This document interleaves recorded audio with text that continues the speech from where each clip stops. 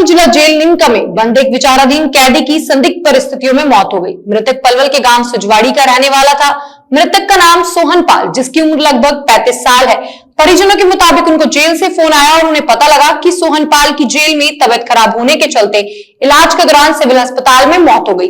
वहीं परिवार के लोगों ने जिला जेल के अधिकारियों और अस्पताल प्रशासन पर इलाज समय पर न कराने और इलाज में लापरवाही के आरोप लगाते हुए आरोपियों के खिलाफ सख्त कार्रवाई की मांग की है।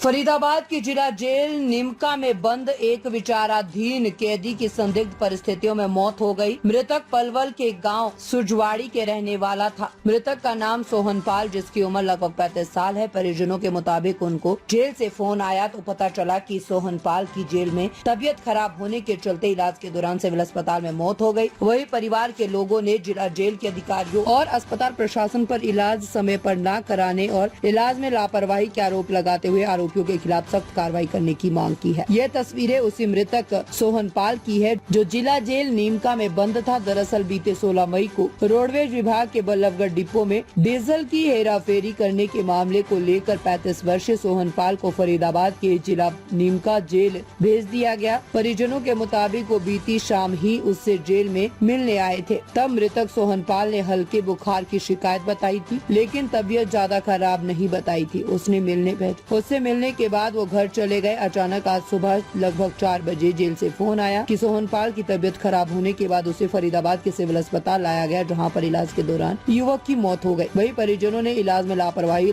का आरोप लगाते हुए कहा कि अगर सोहन पाल की तबीयत खराब थी तो जेल प्रशासन ने सही समय पर इलाज क्यों नहीं करवाया, और अगर अस्पताल में डॉक्टर सही इलाज करते तो उनका बेटा बच सकता था। वही इस पूरे मामले पर जानकारी देते हुए सोहन पाल के पिता ने बताया कि बीते 16 मई को सोहन पाल, जो की विभाग में क्लर्क के पद पर तैनात था, को रोडवेज विभाग ने झूठे डीजल की हेराफेरी मामले में जेल भेज दिया था। आरोप लगने के बाद हमने हरियाणा रोडवेज फरीदाबाद विभाग को 11 लाख रुपए जमा करवा दिए थे। इस पूरे मामले को निपटाने की एवज में चंडीगढ़ में बैठे एक उच्च अधिकारी के शख्स को भी 2.5 लाख रुपए रिश्वत दिए गए थे। उसके बावजूद भी रोडवेज विभाग के मुख्य प्रबंधक बल्लभगढ़ ने बेटे को जेल भेज दिया। तो वहीं आज उन्हें फोन आया कि उनके बेटे की अचानक तबीयत खराब हो गई, जिसके चलते उसे अस्पताल लाया गया और वहां पर सोहन पाल की मौत हो गई। फिलहाल परिजन जेल प्रशासन और स्वास्थ्य विभाग पर लापरवाही का आरोप लगा रहे हैं। तो वही स्वास्थ्य विभाग की तरफ से भी डॉक्टरों के बोर्ड का गठन करवा दिया गया है। पोस्टमार्टम रिपोर्ट के बाद कारण पता चलेगा कि आखिर सोहन पाल की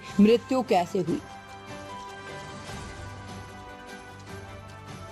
मनोज कुमार नाम है। मनोज जी, आपके भाई की डेथ हुई है जेल के अंदर, क्या मामला है, कब हुआ? मामला ये है जी, आज सुबह फ़ोन आया था तकरीबन 4 बजे के आसपास। पुलिस की किसी मुलाजिम ने, वहाँ पर जेल प्रशासन के मुलाजिम ने फ़ोन किया था कि आप आ जाइए बीपी हॉस्पिटल, आपका बच्चा एक्सपायर हो गया।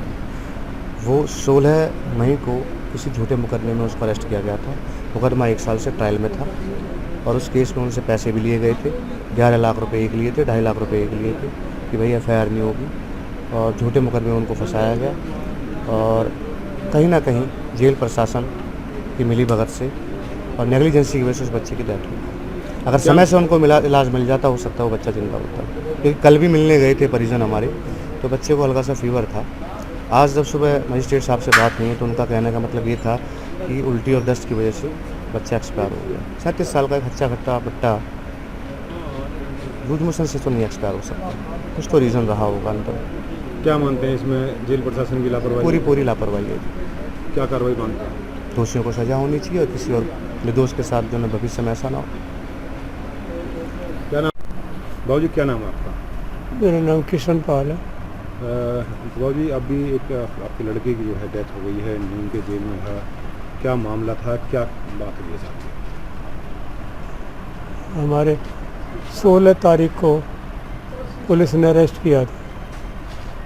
अरेस्टिंग डाली थी क्योंकि पिछले साल का 24 का एक केस था जिसमें GM ने तेल की हेराफेरी का मामला इनके खिलाफ दर्ज करा रखा था, जबकि वो मामला एक्चुअली झूठा है।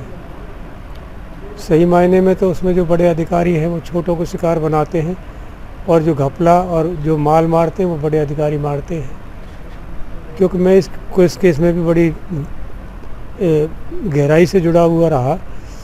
4/7/24 की बात है, जब GM ने मुझे फ़ोन करके बुलाया फरीदाबाद कि आप यहाँ ऑफिस में आ सकते हैं। मैंने कहा जी बिल्कुल। जीएम का नाम? जीएम श्री लेखराज। आगे। लेखराज जी ने, फरीदाबाद वाले जीएम ने मुझे बुलाया कि भाई आपके बेटे ने कुछ गलत किया है, और उसके साथ ये 2 आदमी और हैं, प्रकाश और प्रमोद, क्योंकि मेरा बेटा वहाँ डीपीसी था और ये दोनों के दोनों डीपीए थे। तो जो इन तीनों ने जो गड़बड़ की है, और तेल हमारा 12,000 साढ़े 12,000 लीटर कम आ रहा है। हमने जांच की है। मैंने कहा जी बेटा तो मेरा ड्यूटी पे नहीं, घपला कहाँ से कर दिया?